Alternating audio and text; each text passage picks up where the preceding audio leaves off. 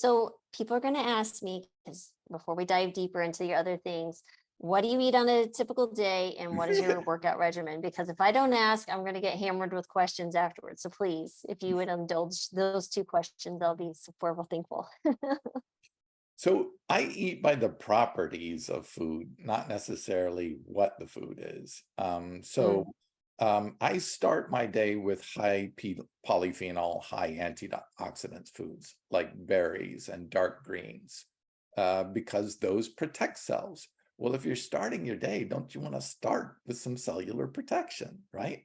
mm, Polyphenols also change into other metabolites through our fortunate symbiotic relationship with our microbiome into stuff that helps us metabolize our food more, helps us prevent storage of body fat, helps us, like urolithin A, helps us increase shuttling that nutrients to the muscle tissue so you can grow muscles. So I'm like, okay, so you're consuming all this fiber and all these polyphenols, you're priming up your microbiome so it can actually get your cells ready for healthy metabolism. And now you can go into your day with cells protected, with your guts fed, and with your cells primed to be able to metabolize the food that you're going to consume for the rest of the day.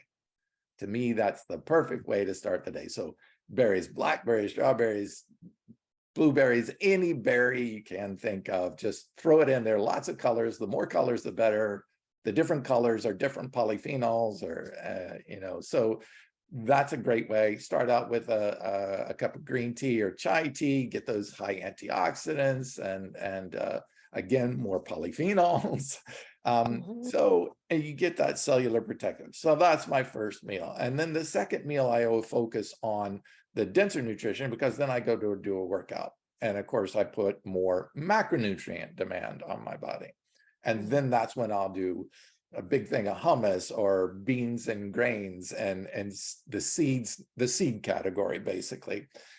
And the reason why it's nutrient dense foods, calorie dense foods, they contain a little bit more of the polyunsaturated fats like walnuts and almonds and things like this. So that's more calorie dense, more protein rich foods because they're seeds. People think about what's the best protein source on the animal side, and you say an egg because it's a condensed form of a chicken. It grows into a big chicken, right? So you need a lot in there. Same with the seeds in plants. Seed grows into a full-grown plant. So it's a condensed, lots of dense nutrient in there and energy in there. So that's what I focus on for my midday. And then for the end day, because our body is going to recover from all the work and all the things you've done, all the reactive oxygen species, big salads, beans, greens, and grains, some tubers or starches because of the dietary starches, again, and this can leave you into the night to help you recover. So I eat according to the day based on the properties of the food, and then it leaves me a broad spectrum of different food choices to choose within each one of those categories. Protect and prime the pump, feed the body its nutrients it needs, and then hit it again at night with those protective dark greens and things like this that will help you recover and heal and repair.